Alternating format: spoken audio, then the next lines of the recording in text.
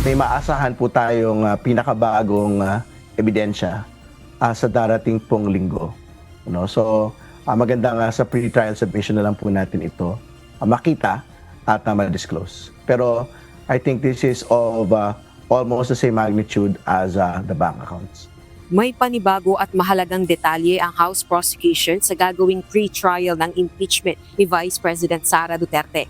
Ayon kay House Prosecution Panel at Bicol Cero Party List Representative Terry Ridon, may tuturing itong bagong ebidensya laban sa pangalawang Pangulo. Partikular rito sa article of impeachment na may kinalaman sa sinasabing unexplained wealth o hindi maipaliwanag na kayamanan. Sinabi ni Representative Ridon na kabilang ito sa isusumite nilang pre-trial brief sa Lunes, June 15, 2026. Hindi na ipresenta sa anumang pagdinig sa Kamara ang ebidensyang ito kaugnay ng umano'y milyong pisong halaga ng real properties ni VP Duterte. Ayon kay Representative Ridon, nakadeklara ito sa mga tanggapan ng pamahalaan pero hindi nakadeklara sa Statement of Assets, Liabilities and Net Worth o SALN ni VP Duterte.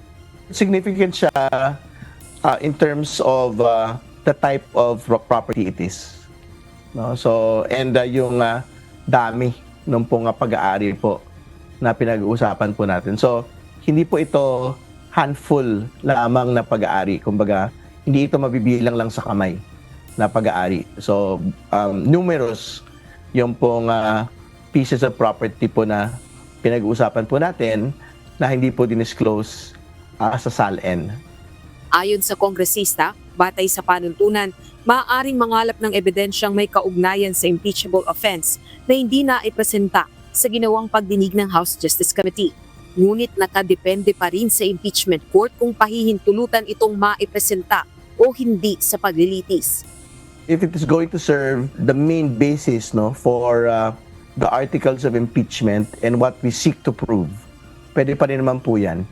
No? In fact, kahit po even beyond the pre-trial proceedings, pagka-relevant and it is something that is accepted by the Senate Impeachment Court, pwede rin pa rin po nating gawin po ito. Samantala, isinasapinal na ang pre-trial brief na kailangang ihain ng House Prosecution Panel sa Lunes, June 15. Aasahan din ang pagsusumite ng entry of appearance ng private prosecutor sa Senate Impeachment Court bago naman ang pre-trial conference sa June 18. Kabilang narito ang batikang abogada na si Lorna Kapunan. Kami po ay under the control and supervision of the public prosecutors. So kung ano ang gustong pagawa sa amin, if they want to personally handle the pre-trial, it is their discretion and decision po. If they want to handle the mechanical, technical procedure of marking and submarking exhibits, decision na rin yan ng public prosecutors.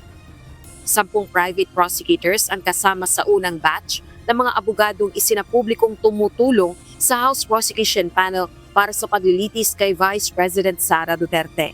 Rosalie Coz, UNTV News and Rescue. Diyos ang aming sandigan, serbisyo publiko ang aming pinahahalagahan.